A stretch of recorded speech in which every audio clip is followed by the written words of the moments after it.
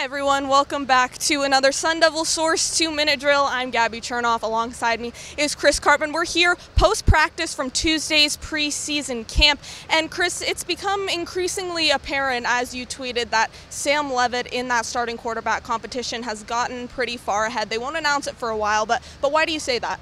I think we're headed in that path. Probably a week from now, maybe. Coaches have been happy with the effort and the chemistry, and they don't feel like there's anything disruptive by not naming a starting quarterback right now.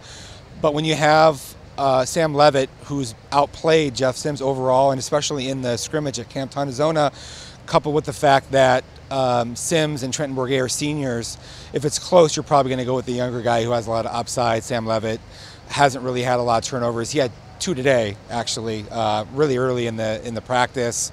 So, there's still a lot of things that he can improve upon, but from a total package standpoint, I think he's the best option and seems very, very likely, barring something he falls apart or something like that.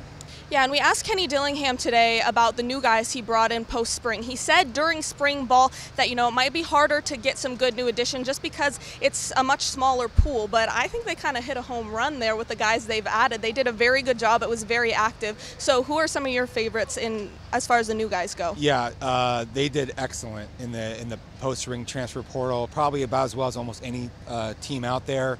Shimon Mateer, the tight end addition from Colorado, who was at Cincinnati last year, led that team with 5 touchdowns. He's their best tight end, I think, right now. He's an NFL prospect. Malik McClain, getting him out of Penn State. He's certainly among their top 5 or 6 wide receivers, I would say, even fighting for a chance to start, even though Trey O'Meary came back and had a good day today practicing at that position.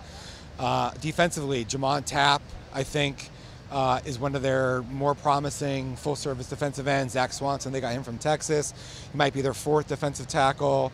Running back Alton McCaskill added to a very talented room that gives them 4 or 5 options. He's taking some first-team reps. That's 5 guys that are going to be in there 2 deep, and that's very impressive. Yeah, and then at the end of today's practice as well, we did see some of the younger guys who probably won't be in those 2 deep spots doing a little bit of a scrimmage, which gave us a pretty good inclination of which kind of younger guys are going to be maybe in the talks for starting in that first game against Wyoming. So who are some of those guys for you? Well, so I think Rodney Bimage, far and away, is the most likely of the freshmen to be able to play a lot, even possibly compete for a starting role, even though LT Welch and Javon Robinson have done pretty well, and Keith Abney as a corner, so there are 3 other guys above him, but he's taken some first team reps, and really from the spring till now has shown that he's capable of being a future star player.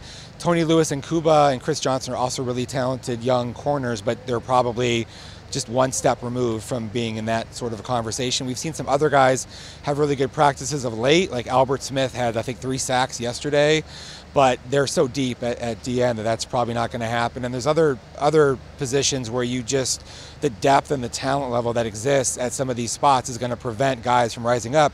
Jason Brown, as a running back, was their highest rated guy. He's very muscular and athletic, but I just don't see a pathway to him playing, just given how much depth that they have. And really, that's a great overall sign for where they're at as a program in this transfer portal era, that they don't have to rely on too many young players. Those guys can take a little bit of extra time to develop and learn and get bigger, stronger, faster, and they are trending in a pretty good direction overall as a program. Yeah, well, things are starting to gel here for Sun Devil football. We're getting a really good idea of who might be out under the lights at Mountain America Stadium for that first game. Practice will actually be there tomorrow, and we'll be with you covering it as well. So until tomorrow, Gabby Chernoff, Chris Cartman, Sun Devil Source.